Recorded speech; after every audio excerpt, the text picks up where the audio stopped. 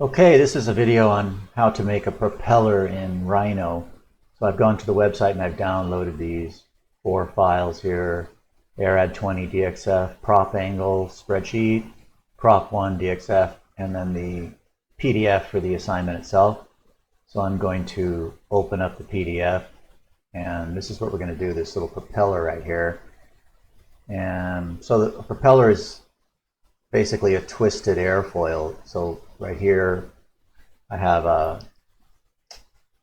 an airfoil, and at the hub the airfoil is pointing directly into the wind, that it's going straight forward, and then at the tip the airfoil has a much shallower angle relative to the wind, which is the direction of travel.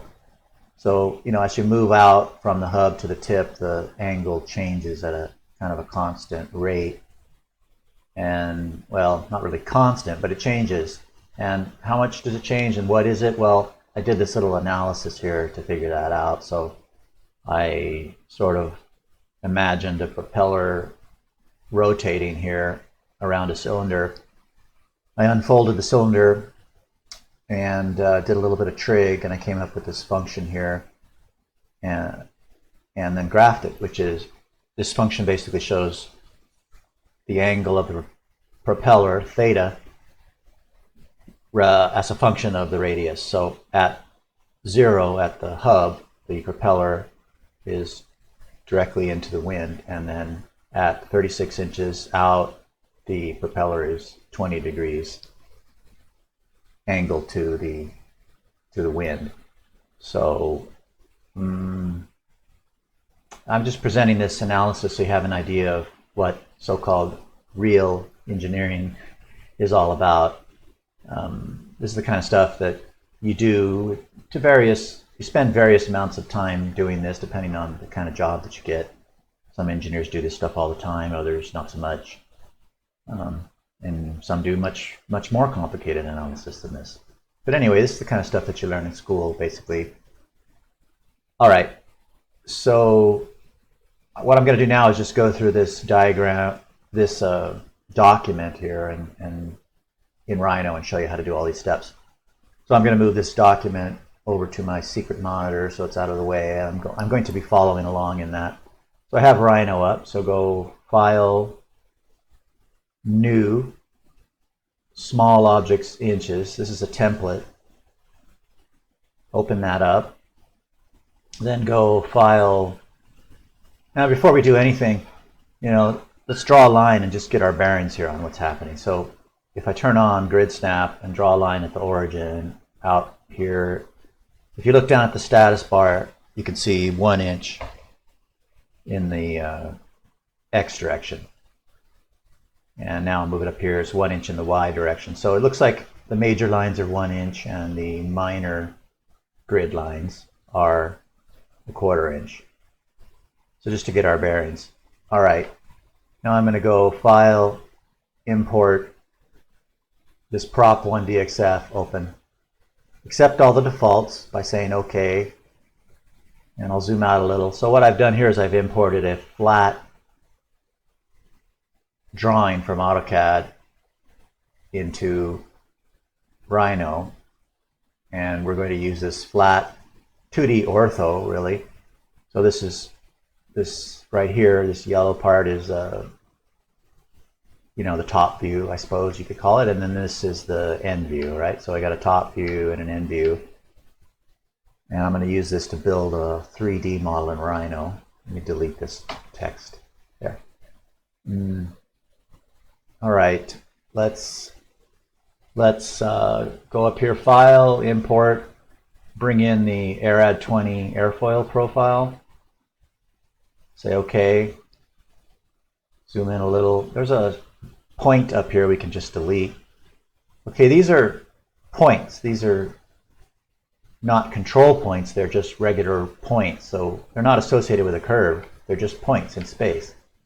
Right? We've seen control points before, like with the duck, and that's a different kind of point. Right? So the first thing we want to do is grab these guys and go Transform, Scale, 2D Scale, It wants a base point. I'll pick the origin. It wants a scale factor. I'll type in 6. So now it's 6 inches. All right, then while it's still selected, I'm going to go curve,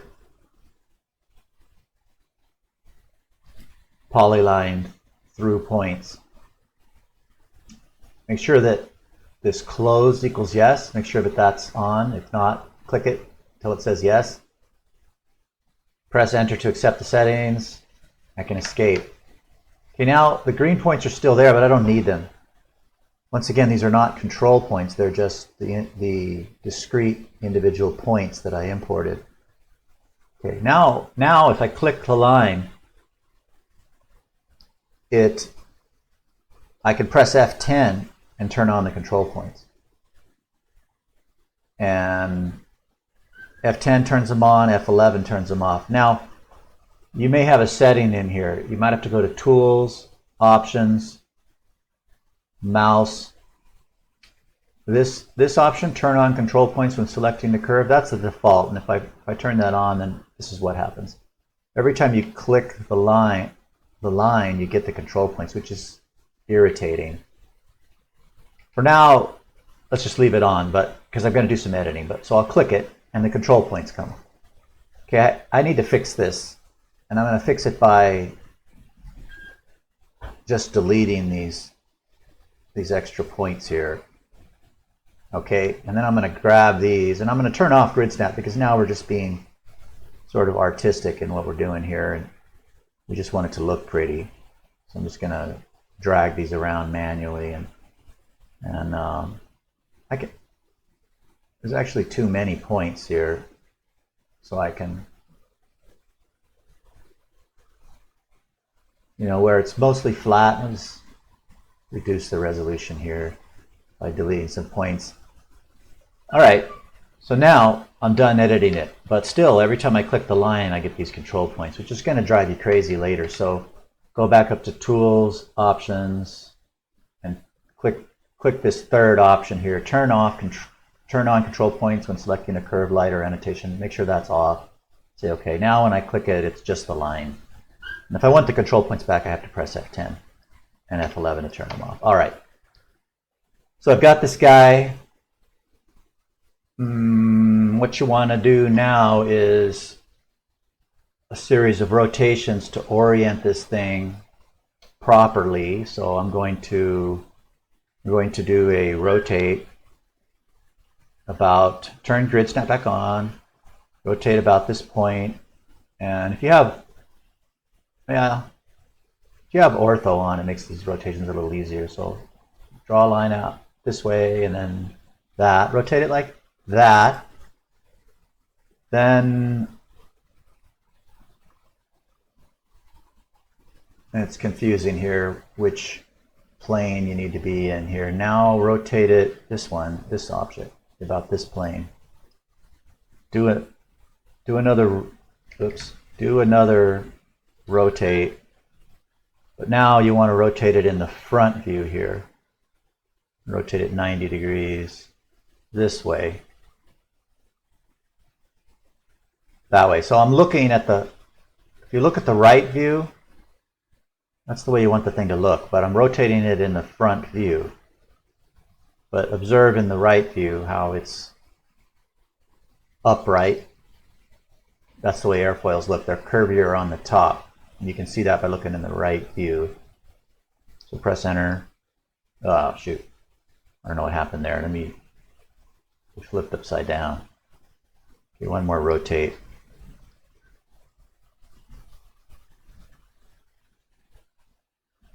Okay. It should look like this in the right view. All right, then grab all of this propeller stuff, do a move from the center of this thing, turn off ortho, drop all this junk on the origin.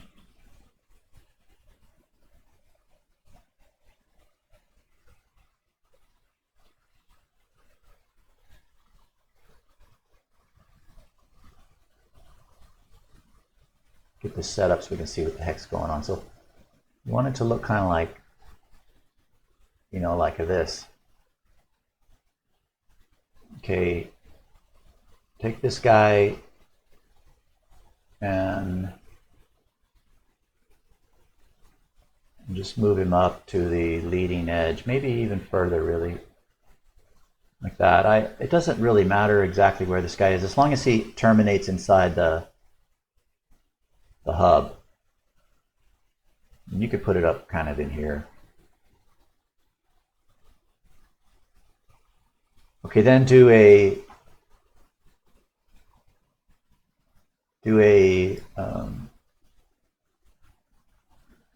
an array linear. So transform array linear. Select object array, this guy. Number of items.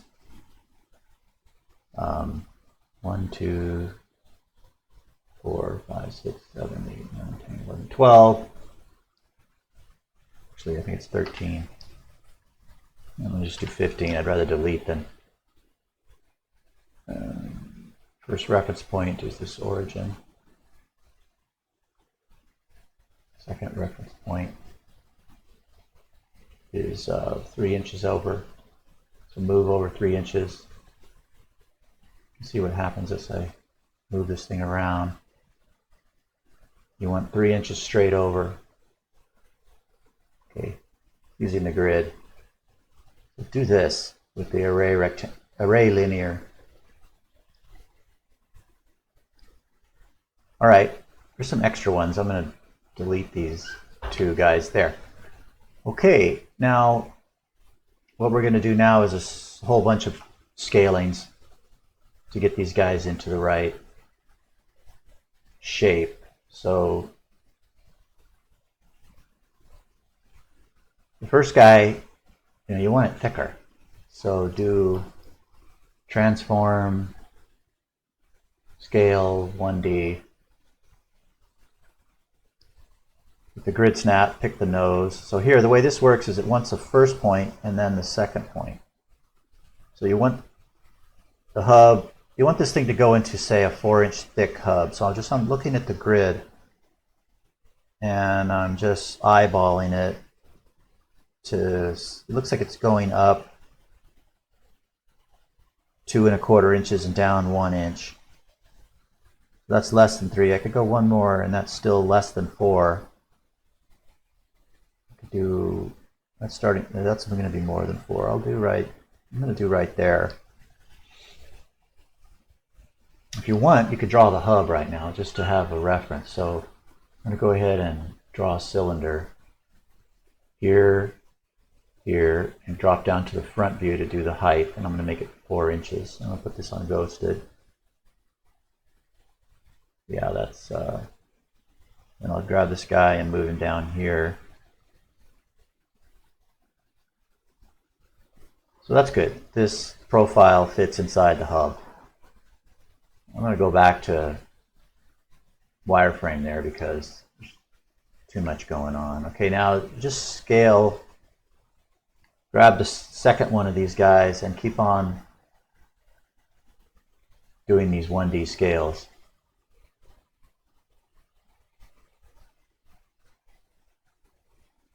So you pick the origin, you pick some reference point, could be anywhere. You want to go straight up, actually, but could be any distance straight up, and then another point.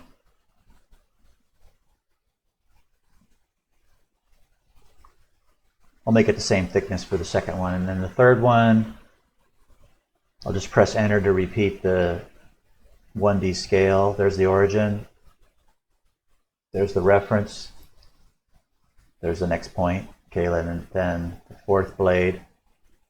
So you don't need these lines in between here. You don't even really need them. Let's get rid of them. Okay, then the fourth profile, transform, scale, 1D, base point, first reference point. Now I'm going to go a little bit smaller on this guy. Then the next guy, press select it, and then press enter to repeat the scale 1D command. Base point, reference, second point. Okay. Next, profile blade. Press enter to repeat the scale 1D command. Base point, reference, second point. Next blade. Enter to repeat the scale 1D command. Base point, reference,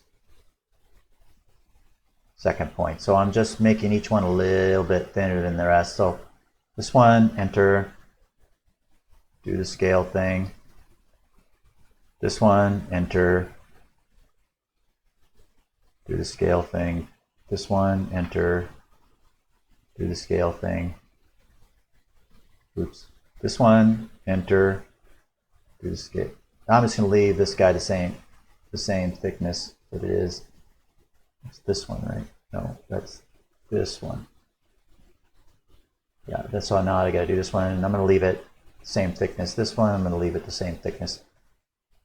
Okay, then I'm going to shrink them in their length.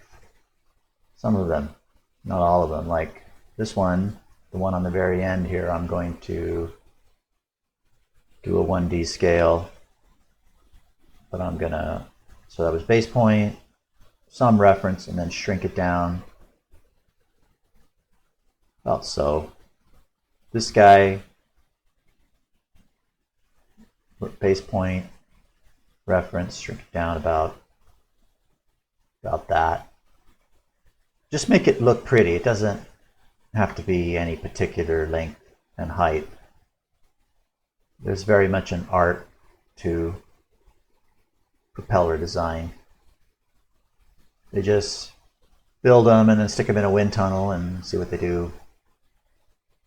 I mean, there's theory, but there's also a lot of art to it. So I'm going to go with that. Okay, so I've got this guy gradually getting, you know, from thick to thin as it comes on down, and then gradually getting, you know, shorter as they come on out. Okay, make it look like that. So now we've got to do the angle. So here you want to open up this prop angle spreadsheet and get it set up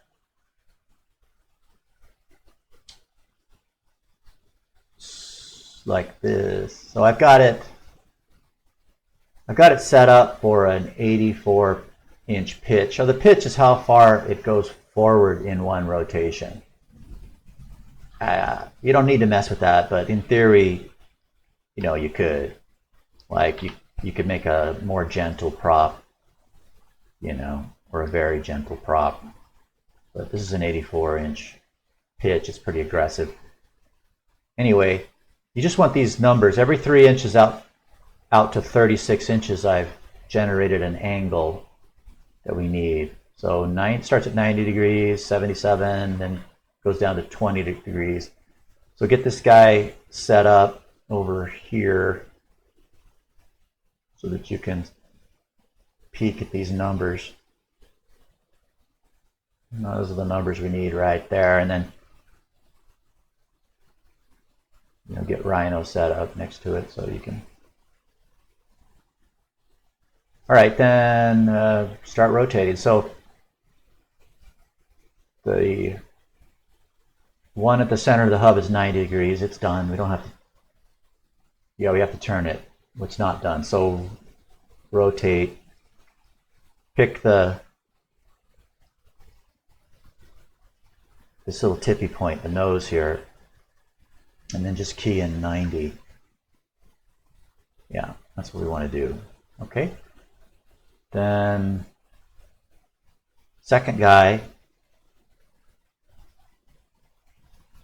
Is that the second guy? No, that's the third guy. So here, the second guy, rotate, base point, 77.35, enter. Third guy, press enter to repeat the rotate command, base point, 65.83, enter. Fourth guy, Press enter to repeat rotation command. Base point 56.05, enter. And just go like that all the way down. All right, so I'm going to zoom out so I can grab these guys. So this guy, rotate, base point 48. This guy, rotate, base point 42. This guy, rotate, base point 36.6. This guy, rotate, base point 32.5. This guy, rotate, base point 29. This guy, rotate, base point 26. This guy, rotate, base point 24. This guy, rotate, base point 22. Last one, 20.4. Okay, so I've got all, whoa, how about that guy? Yeah, that's, see, 1, 2, 3, 4, 3, 6, 9, 12. That's the one at 15 inches. Rotate. Base point. I don't know what I messed up. I don't know what the original angle I turned it was. So you know what? I'm going to eyeball it. I'm going to turn snap. So I picked the base point and the reference point with snap on, or the base point and the first point with snap on, and then for the second point, the point that defines the angle, I'm going to turn the snap off so that I can fine tune it in. I'm just looking at the right here at the tips, and I'm just going to drop this guy right there. All right, I don't know what I did wrong, but anyway, that's good enough. So just looking at it, that looks pretty good. And what we want to do now is we want to grab all of these guys. So I'll drag a box this way to grab all of these. I think I got them all. Oh wait, I missed one. This one. Oops. Okay, so drag a box, grab these guys, and you got to hold down Shift to grab the last guy. All right. Did I get them all? Did I get the one in the? Yeah. Okay, then do a surface loft. That's the magic command we want for this. Okay, it draws a line with all these arrows on it. You might want to take a look at it. And mine's pretty straight, and the arrows are all pointing the right way. Hopefully yours looks like that. If it doesn't, you can drag that around and play with these arrows. That's often causes a lot of problems. But I'm super good and awesome at Rhino, so my line is nice and straight. My arrows are beautiful. But your results may vary. So I'm just going to press enter.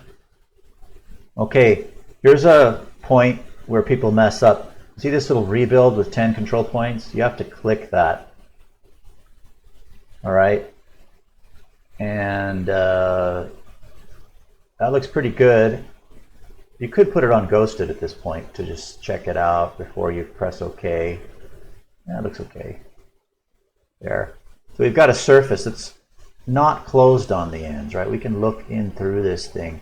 So it's not a solid because it does not fully enclose a volume. It's open on the ends. You could come around this way and you can see that it's open on this end too. So we've got a command to fix that.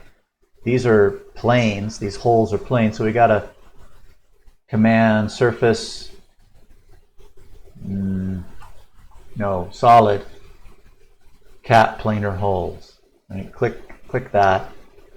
It wants to know what surface. This one. Enter. All right, now you can see this little plus. That's a surface. So it closed off this end, and it closed off this end here. So it's a fully enclosed surface. So almost done. So got to do a not a mirror, but a rotate, right? If you tried to mirror, you'd have to mirror it twice, but we want to rotate about the center of the hub. Make sure grid snap is on. So you guys may have noticed I don't use O-snap very much. The other thing is you don't want any of these other things. This Smart Track and Gumball and in particular are problematic. And O-snaps, if you do use the O-snaps, some of these O-snaps will mess you up, like not and near are goofy. Just be careful. But I'm not using O-snaps at all. I'm just using grid snaps. All right. Anyway, center point using grid snap is just the center of this thing.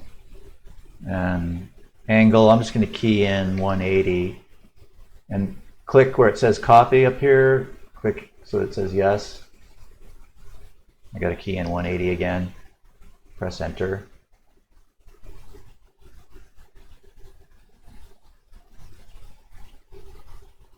Enter to accept.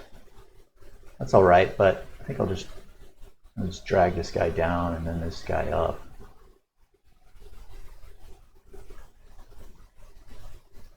That was a little weird. And then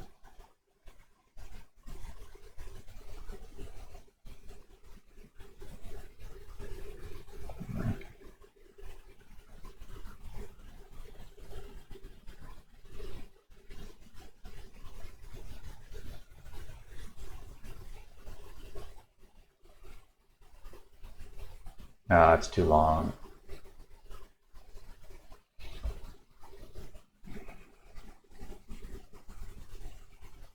See how it pokes out of the hub right here? They need to be 4 inches thick to fit into a 4 inches hub before or after I do the rotation. So I got to go back. All right, so I'm going to Control Z, Control Z, Control Z, Control Z, Control Z, Control Z. Yeah, so let's take these first couple guys and go back and do some 1D scales. I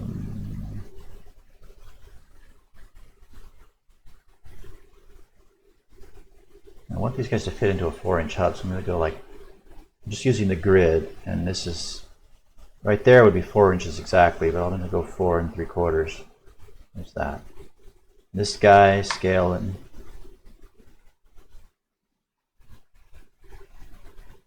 ortho would probably be good here. That, this guy. Okay, that's,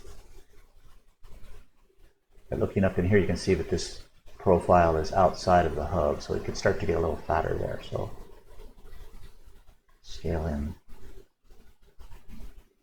So I'll start my transition out to the other guys. I think I'll do one more. I think I'll scale this guy. Yeah, looks pretty good. I'm going to move my hub down while I've got this view. In fact, I'm going to move in.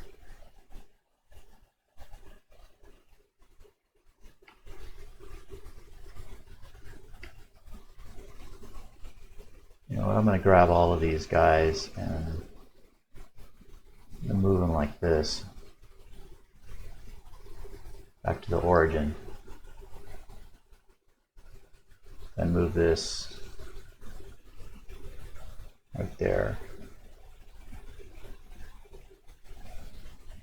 Maybe turn the grid off. I think what I should really do is set up my grid snap so that it's a little bit finer. So I want it to be, yeah, I just want this guy here to fit inside this guy. I want those two guys, yeah, to fit inside there. So that's all right.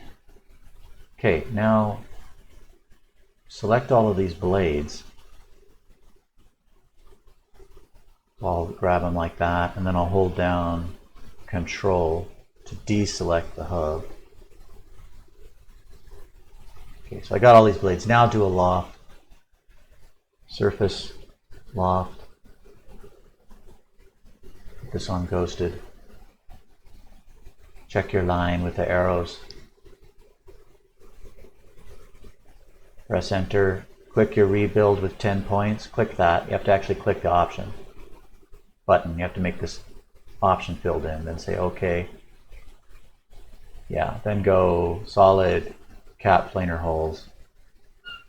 Then pick the surface.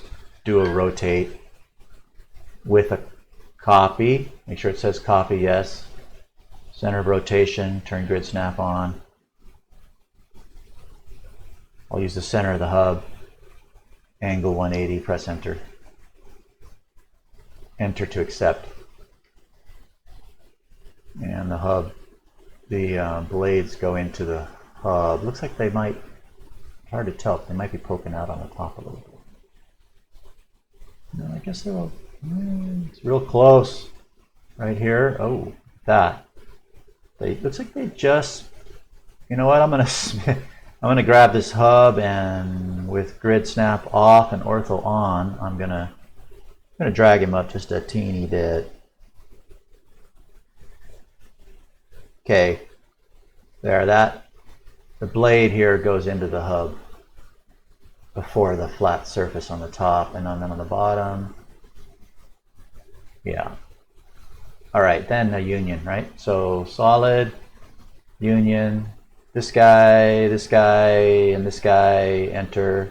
Yeah, and click the whole thing and type volume. Some of the objects are not closed, though. That's bad.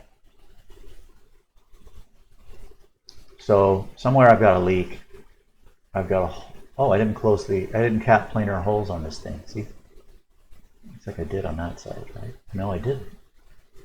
I didn't cap planar. So I'm just Control Z, Control Z, Control Z. I didn't cap planar holes on this thing. Let's see. Yeah, I didn't. Okay, so solid, cap planar holes. Yeah, and you can type volume.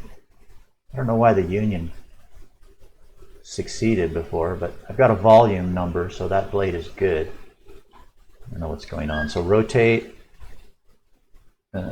Click this. So turn grid snap back on. Click this center point.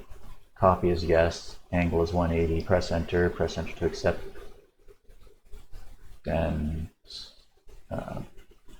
that thing. Do solid union.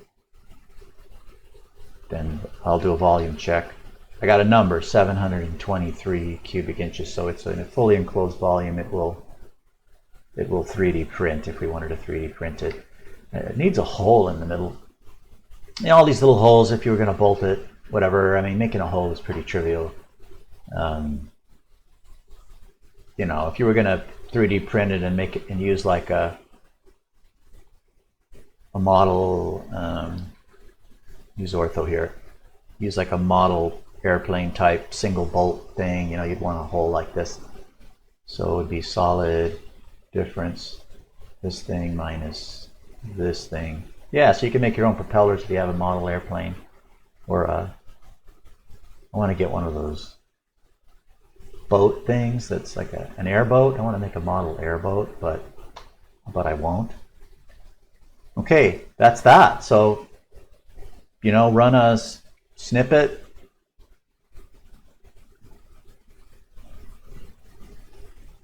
Take a snippet of this, paste this into a Word doc, save it as a PDF, email it to the instructor. All right?